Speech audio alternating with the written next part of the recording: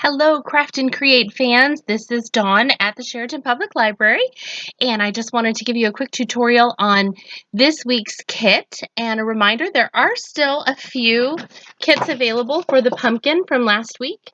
And if you are interested in that kit, let me know. This is a watercolor pumpkin, and it has this very special stuff called bleed proof white that you get to use to make those designs. And it's completely customizable. It is an amazing project. This was probably the most fun one to do. I loved it. And that kit is still available at the circulation desk upstairs. And then this week's kit, this week's project are fall leaves, and this one does not have an outline, so your kit will include a piece of watercolor paper and then your palette. And you might notice there is kind of an Indian red. It's called Indian red. It's Dr. P.H. Martin watercolor, and it has kind of an iridescent look to it, and it sort of split into a bunch of pie pieces. I don't know if you can see it as it dried. But all you'll need to do in your palette is just put those pieces back in there and then maybe put a drop of water on there, and it will go back to being watercolor as opposed to little pieces of Indian red pie. But there's also some orange and yellow and blue and green on your palette, slightly different colors than what Miss Sarah Cray has on her tutorial, but it will essentially work the same way. And this is a really fun one. She walks you through how to create the leaves, and then using the technique like when you were little and you drew waves, you kind of made that up and down motion. She gives you guidelines on how to create the leaves, and then you make two of them in the stems, of course. And then there's some wet on wet technique in here too. So there's you paint it with the water and then put the paint on top. And then also, if you have salt on hand, just regular old table salt, you can sprinkle that in some of the sections to get a really cool effect from that. It does have to be wet where you put the salt, or the salt doesn't do anything.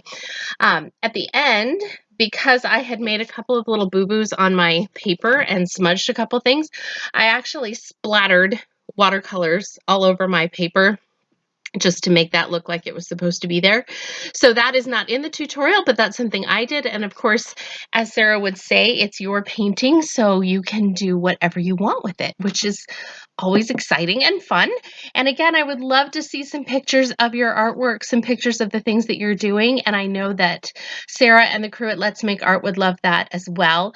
They have been very, very supportive through this whole thing, and I'm so, so grateful for their tutorials and their willingness to work with us through various things. I did want to share some other ideas that we're working on for this fall as well. As we're getting closer to Christmas, I'm sure we're going to be sending a lot more greetings through the mail rather than seeing people in person this year. That seems to be what's going to happen. And we've been working on some designs for some Christmas cards. And if you are interested in doing some card making, we can certainly create some kits for that. These are all using watercolor. This uses a mandala. It's a multimedia stencil tool that I can show you. It's similar to this. It's a piece of cardboard, and you can use different kinds of media with these. I just used watercolor with this. This one I used watercolor and some gel pens, and then also some stickles, which is something really cool that, again, we were introduced to through Let's Make Art. It's like glitter glue, only better. It's way better. It's really fun. So it's called Stickles, and we can provide some of that as well. And then this was just another style of 3 trees, and I think I'll probably do some more work on this to do some other decorations on this. But I used salt again down here in the snow or the pond or whatever you might imagine that to be. And then this card with my lovely thumbprint right in the middle.